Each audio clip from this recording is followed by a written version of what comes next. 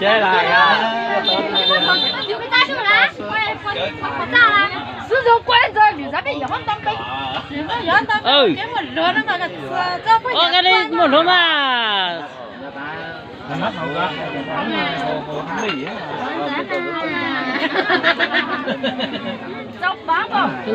Nó bị họ chơi mà một lót chăm lại ơi. Ô mà họ chơi mà một lót cần cầu đấy ơi.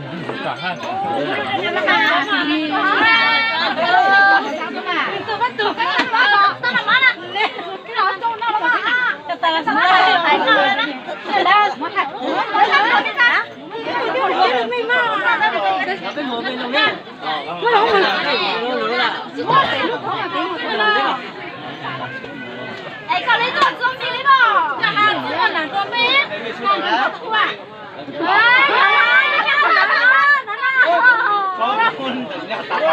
Cái nhà hàng.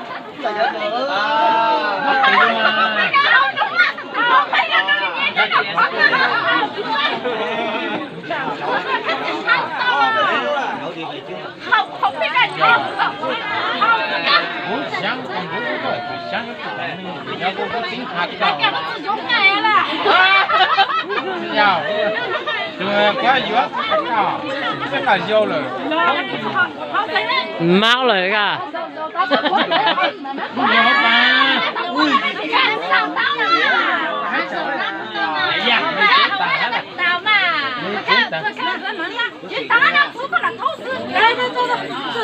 Trên tôi. Họ ta đây ơi.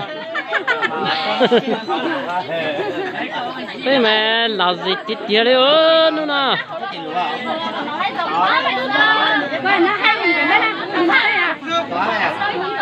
Có hai món à. Nó thế ơn một cái nó số à. À có bao nhiêu món có hai món mà. Sao thật thì tôi thích coi rồi. À rồi ơn được với nè. Với nào bao giờ thấy giá lầu ha. Thấy giá lầu to ha.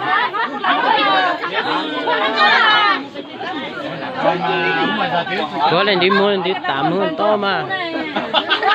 Sao có lên đi hai món đây lên đi tạm hơn to.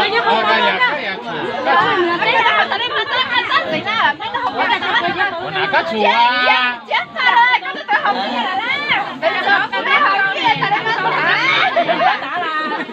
Mình cho. Cái cái tập phu. Ấy vậy tôi tẩu rồi. Con giống mày tí. Ôi, dạ dạ dạ.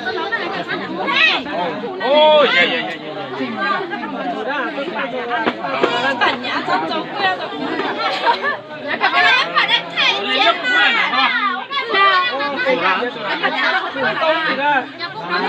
Trong cuốn rồi nó kìa.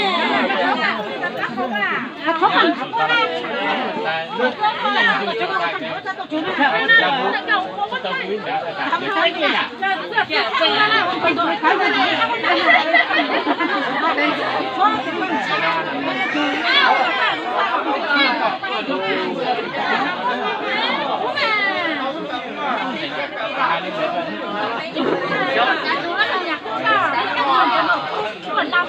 Ai mất thử trang xây ra mà cái gì ấy.